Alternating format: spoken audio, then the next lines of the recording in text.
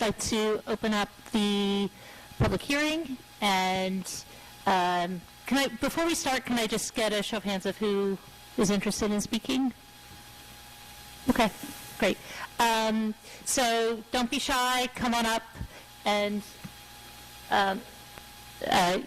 yeah, if you're able to get in your comments in 3 minutes, that would be appreciated. And just remember to speak directly into the microphone with your name and address to start. And I believe there's a timer there on the iPad Okay. if you want to look at that once in a Am I while. close enough? Okay, great. Leticia Fraga, resident of 15 Houghton Road and chair of the Human Services Commission Subcommittee on Civil Rights.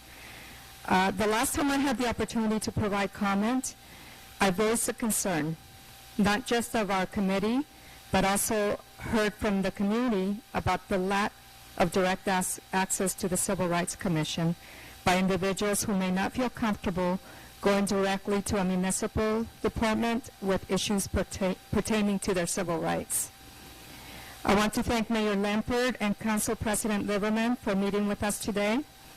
As a reminder of what can be accomplished by working together, today we were able to fine-tune some of the language of the policies and procedures. One of the options that we discussed, and which I find encouraging, is that individuals will be able to reach out to a member of the Civil Rights Commission and can also have a Civil Rights Commission member accompany them to the Human Services Department for their fact-finding meeting. We made great progress since we first started the process. I, for one, am very encouraged by the progress that we made. Something that we didn't get to address, and I hope you will take into consideration, is what will the process be when the director is not available? We're not comfortable with a process that can only be initiated by one individual, and nor should such a delicate issue be left for an administrative assistant to handle. So I hope that's something that will be addressed in the policies and procedures. The procedures should be clear on what the process will be followed when the director is not available. Wow, 1 minute. I want to share with you some words from someone who shares our sentiments. Mayor Jim Floyd wishes he could be here tonight, and thanks to Fern Spruill for recording his statement, which I transcribed, and in a way he is with us today. Following are some points that he wanted us to share. If you look at it purely from an economic standpoint, in his opinion, by establishing the Civil Rights Commission, ultimately there will be a financial savings that will benefit the municipality.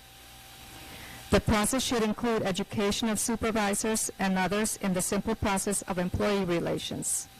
He advises that this would be helpful in the long run. Confrontation and litigation can be avoided if we educate. In his opinion, the best way to serve the community will be by maintaining amicable relationships.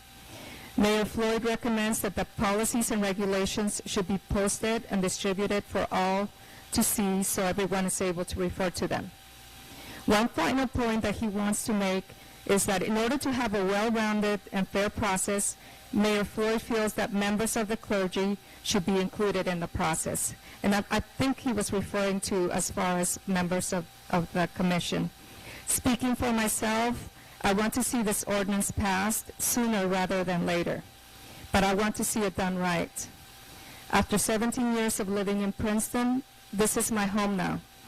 And like all of you, I take pride when I learn that Princeton has once again made it on the list of best places.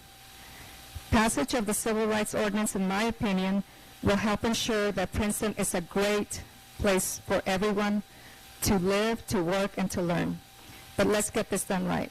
Thank you. Thank you.